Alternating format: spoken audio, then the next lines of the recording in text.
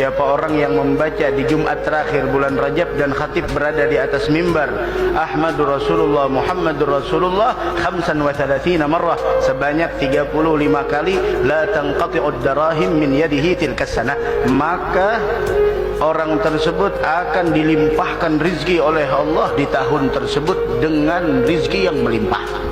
Kapan?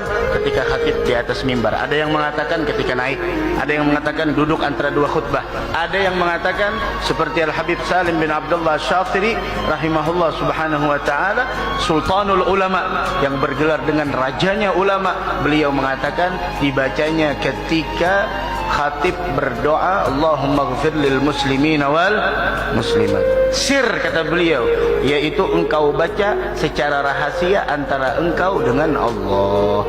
Ketika Allahumma ghfir lil muslimin wal muslimat kita baca amin sambil Ahmad Rasulullah Muhammad Rasulullah Muhammad Rasulullah.